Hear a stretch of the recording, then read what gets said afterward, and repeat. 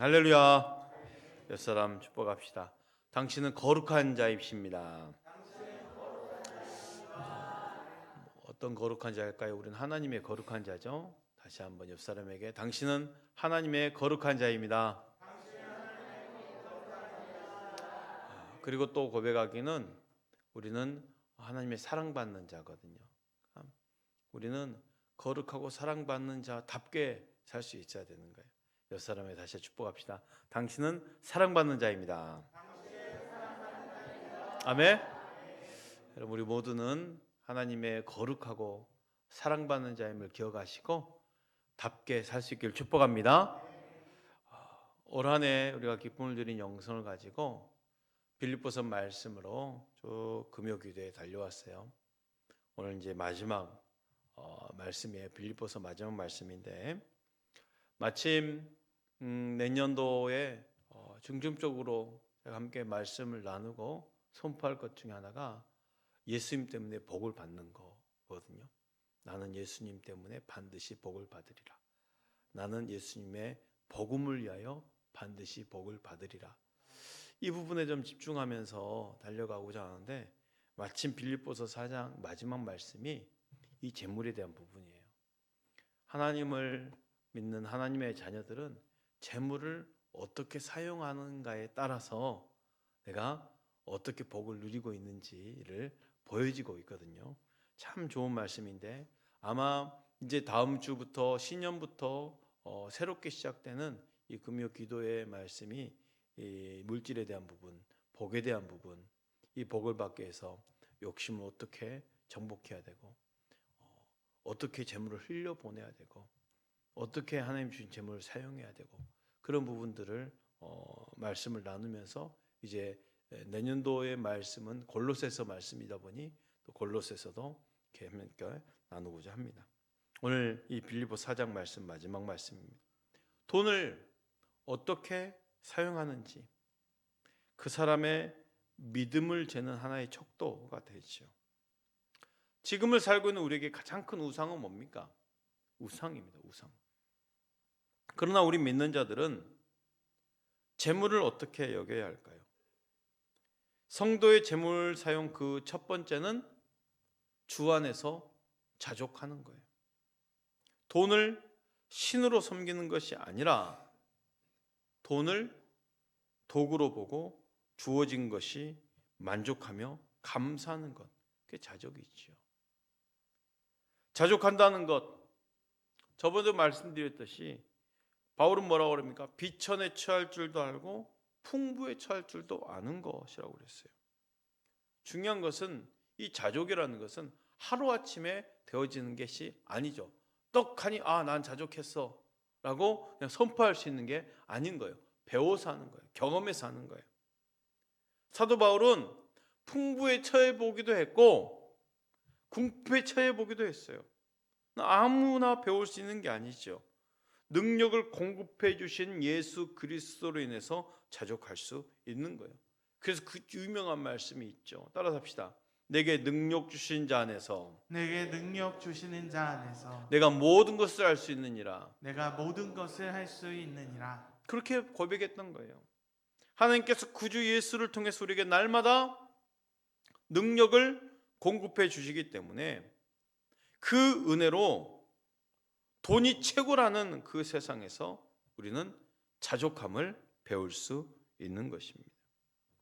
오늘 말씀은 성도의 재물 사용, 저번에 이어서 쌓아두지 말고 잘 사용하자. 재물을 손에 움켜쥐지 말고, 재물이 내 인생의 담보가 되면 그때부터 재물은 독이 되죠.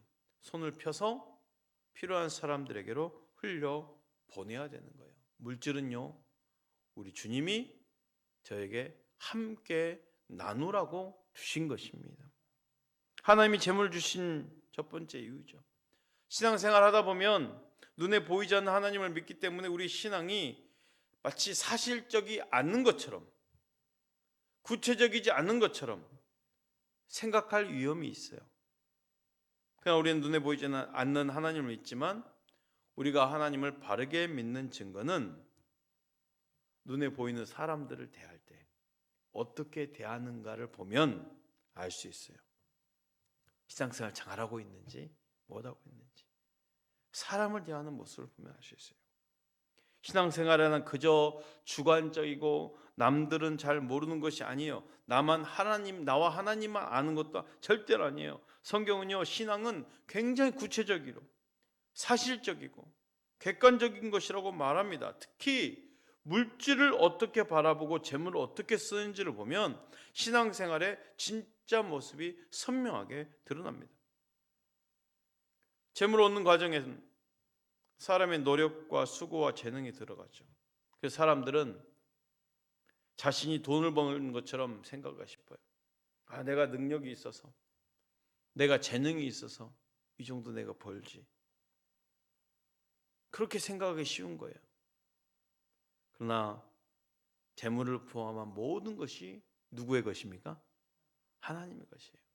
하나님의 소유라는 것을 우리는 명심해야 돼요. 내가 벌었다고 해서 내 것이 아닙니다. 재물을 포함한 모든 것이 누구의 소유입니까? 하나님 소유예요. 재물에는 하나님의 모든 것이 하나님의 소유이기 때문에 재물에는 그 하나님의 축복의 중요한 측면이 담겨져 있어요.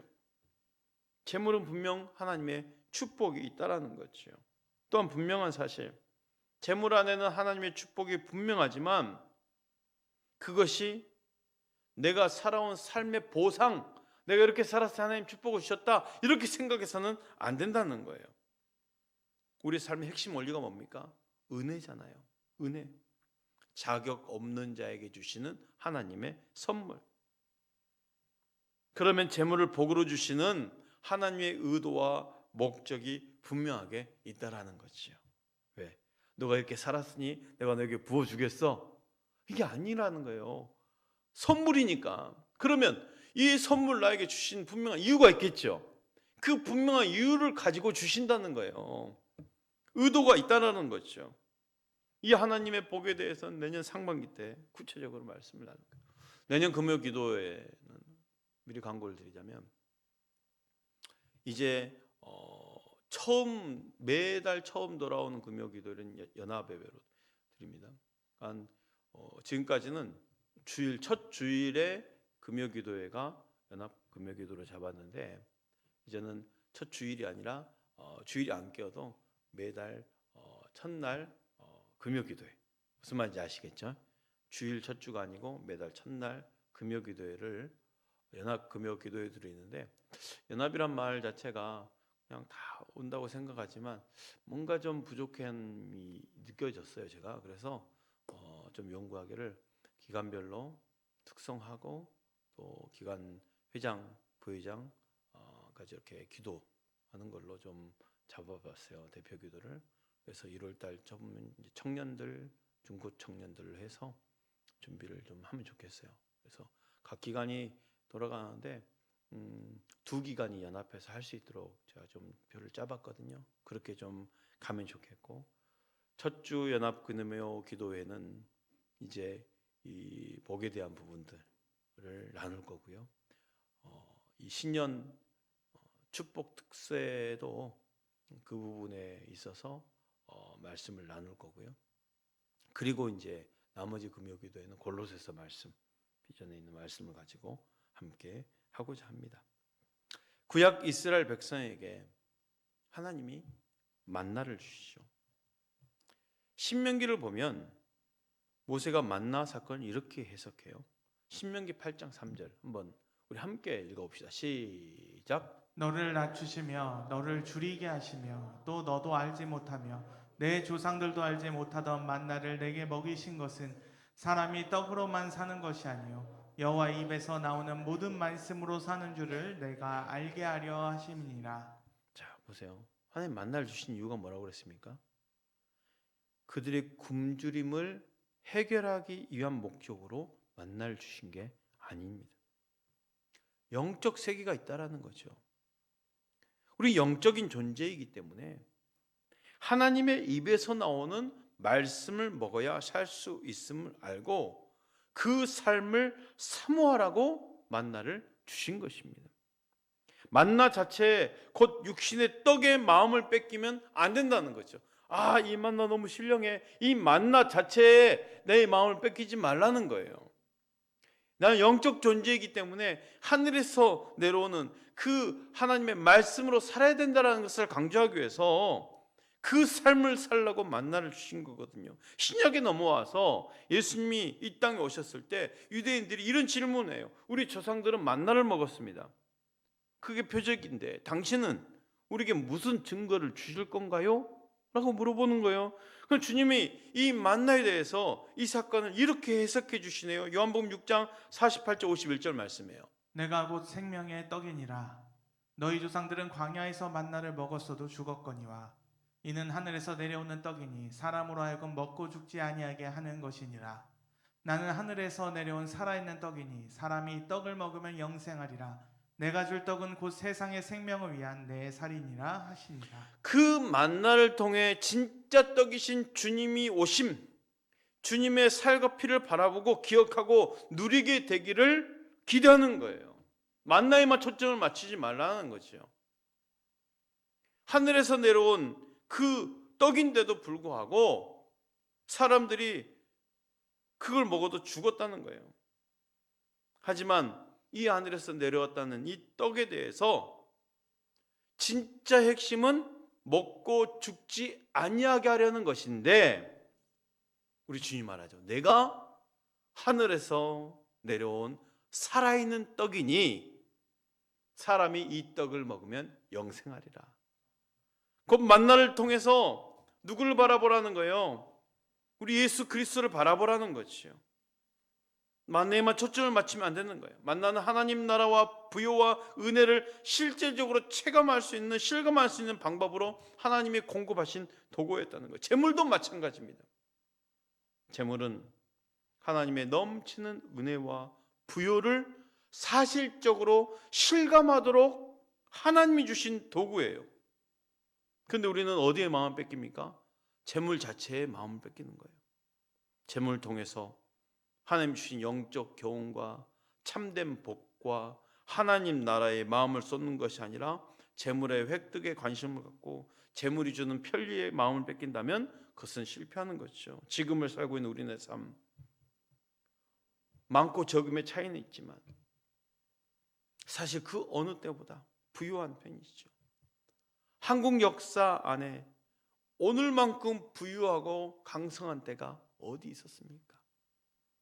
힘들다 하지만 진짜 끼니도 제대로 못 때웠던 60, 70대 연대만큼 아니잖아요. 그런데 지금 살고 있는 우리들은 더 부유한 것, 더 강성한 것, 더 편리한 것 자꾸 마음을 빼앗기고 그것을 주신 하나님의 목적과 의도에 마음을 들이지 않는다는 거예요. 왜 이 나라를 강성하게 만들어줬는지, 왜 우리네 삶을 편리하게 만들어주셨는지 하나님께서 우리에게 복을 주시는 분명한 이유가 있다는 것을 믿으시기 바랍니다. 재물에 자꾸 초점을 맞춘 마음은 어떻게 될까요? 나도 모르는 사이에 재물이 은혜라고 여기지 않고 그 재물을 갖고 자기 자신을 신뢰하게 되죠. 마치 내가 재능이 훌륭해서 남들보다 탁월해서 무슨 공로나 자격이 있어서 재물을 모은 것처럼 나 자신을 신뢰하기 시작합니다. 본의 아니게 나에게 교만이 스며들게 되죠. 마음이 교만하면 어떻게 됩니까? 다른 사람을 무정하게 돼야 합니다. 그런데 주님이 우리에게 기다는 마음을 보십시오. 빌립보서 2장 3절 말씀에 우리 함께 봉독할까요? 시작. 아무 일에든지 다툼이나 허영으로 하지 말고 오직 겸손한 마음으로 각각 자기보다 남을 낮게 여기고. 나보다 남을 낮게 여기는 것이 예수님의 마음입니다. 그런데 재물을 사람으로 평가하고 재물로 사람을 높이게 되면 자기도 모르게 하나님보다 나 자신을 신뢰하게 되고 교만하게 되는 거예요. 그렇다면 재물에 대한 성도의 자세는 어떻게 될까요? 따라서 할까요? 재물은 소유하는 것이 아니라 나누는 것입니다. 성경이 가르치는 재물에 대한 성도의 자세, 소유하거나 쌓아두려 하지 말고 잘 사용하고 나누는 것. 왜요? 재물은 하나님 우리에게 주신 선물이니까, 축복이니까. 이 재물을 잘 쓰는 것이 하나님 목적과 의도인 줄 알고 하나님 마음이 있는 곳에 흘려보내야 되는 거예요. 재물을 잘 사용하라고 하나님 주신 복임을 믿으십시오. 그래서 우리는 복을 받아야 되는 거예요. 재물을 잘 사용하기 위해서 복을 받아야 되는 거예요. 나 자신에게 선포할까요? 나는 예수님 때문에 반드시 복을 받으리라. 나는 예수님의 복음을 위하여 반드시 복을 받으리라. 아멘. 누가복음 12장 19절 말씀 보십시오. 또 내가 내 영혼에게 이르되 영혼아 여러 해 쓸 물건을 많이 쌓아두었으니 평안히 쉬고 먹고 마시고 즐거워하자 하리라 하되. 어리석은 부자가 어리석은 이유가 무엇입니까? 여러 해 쓸 물건을 많이 쌓아두고 평안히 쉬고 먹고 마시고 즐거워하자 했는데 그런 그를 향해 주님이 말씀하시네요. 누가복음 12장 20절 21절. 하나님은 이르시되 어리석은 자여 오늘 밤에 내 영혼을 도로 찾으리니 그러면 내 준비한 것이 누구의 것이 되겠느냐 하셨으니 자기를 위하여 재물을 쌓아두고 하나님께 대하여 부여하지 못한 자가 이와 같으니라. 자기를 위하여 재물을 쌓아두었는데 하나님께 부여하지 못하다는 것입니다. 재물은 쌓여있고 소유는 넉넉한데 하나님 앞에는 전혀 쌓여있지 않는 것이죠. 아무 의미도 없는 그 재물을 붙들고 평안하다 평안하다 여러 해 쓸 물건이 있으니까 쉬고 즐거워하자 행복하자 라고 말하는데 성경은 뭐라고 합니까? 어리석은 자요. 오늘 우리 사회에 여러 해 쓸 물건 쌓아두고 인생을 즐거워해야 한다고 가르치지만 성경은 뭐라고 말합니까? 쌓아두고 즐거워한 자를 향해서 어리석은 자요 생명이 오늘 밤에 거두어지니 누가 알겠느냐 라고 반문하지요. 야고보서 5장 1절 3절 말씀. 들으라 부한자들아 너희에게 이 말 고생으로 말미암아 울고 통곡하라. 너희 재물은 썩었고 너희 옷은 좀 먹었으며 너희 금과 은은 녹이 슬었으니 이 녹이 너희에게 증거가 되며 불같이 너희 살을 먹으리라. 너희가 말세에 재물을 쌓았도다. 부자들에게 임하게 될 그 재는 고통으로 인해 울며 통곡하라는 것입니다. 재물이 쌓여서 썩었기 때문에 말세가 되면 재물을 쌓아 놓았다라는 거예요. 하나님이 필요할 때마다 주셔서 마음껏 쓰게 하실 것이라고는 도무지 생각하지 않고 재물을 쌓아놓고 소유하기에 급급한 것이 오늘 우리가 살아가는 삶의 보편적인 모습이에요. 특별히 주님이 재물에 대해서 경고하는 말씀이 있죠. 마태복음 6장 14절 우리 함께 봉독합시다. 시작. 한 사람이 두 주인을 섬기지 못할 것이니 혹 이를 미워하고 저를 사랑하거나 혹 이를 중히 여기고 저를 경히 여김이라. 너희가 하나님과 재물을 겸하여 섬기지 못하느니라. 성경은 재물에 대해서 얼마나 많은 이야기를 하는지 몰라요. 두 주인을 섬길 수 없다라고 분명히 말하면서 하나님과 재물이라고 분명히 말하고 있어요.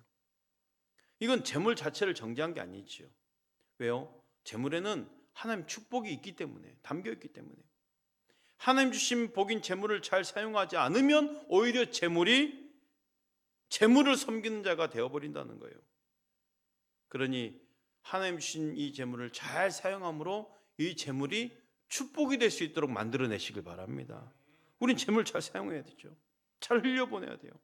내가 재물의 종이 되어버리면 내 영혼이 상하게 되는 것이고 방향을 상실하는 것, 그런 위험으로부터 보호할 수 있는 가장 중요한 방법, 재물을 흘려보내는 거예요. 잘 흘려보내는 것, 쌓아두지 말고 잘 사용하는 것. 근데 어떤 분은 아니 쌓아둘 재물이 있어야 쌓아두죠. 흘려보낼 재물이 있어야 재물을 흘려보내죠 라고 말하고 있어요. 그렇죠? 보세요. 재물을 흘려보내려면 나에게 뭐가 있어야 돼요? 재물이 있어야죠. 복이 있어야죠. 내가 복을 받아야 되는 거예요. 나는 예수님 복음을 위해서 복을 반드시 받아야 된다는 거죠.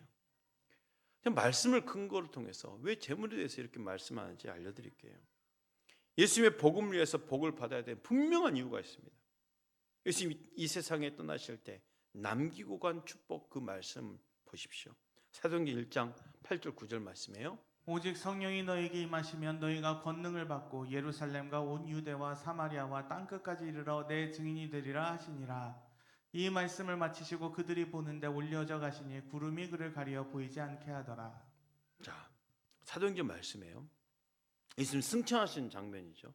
잘 염두에 주고 8절 다시 보십시오. 띄워드십시오. 사도행전 오직 성령이 너에게 마신 내 권능을 받고 예루살렘과 온 유대와 사마리아와 땅끝까지 이르러 누가 된다? 뭐가 된다? 내게 증인이 된다. 이게 무슨 말이에요? 뭐해라는 거예요? 복음을 전하라는 거예요. 복음을 전해라. 그러면서 9절 보세요. 이 말씀을 마치시고 그들이 보는데 올려져 가시니 구름이 가고 보이지 않게. 자, 주님 마지막 말씀 뭐였어요? 뭐해라고 하면서 올라가셨어요? 복음을 전해라. 증인이 되라 하고 올라가셨어요. 자, 근데 이게 사도행전 말씀이잖아요. 누가복음 말씀 마지막 말씀 보십시오. 누가복음 24장 50절 51절 말씀입니다. 예수께서 그들을 데리고 베다니 앞까지 나가사 손을 들어 그들에게 축복하시더니 축복하실 때 그들을 떠나 하늘로 올려지시니. 자, 누가복음에서는 어떻게 올라가셨어요? 뭐 하시다 올라가셨어요? 축복하시다 올라가셨어요.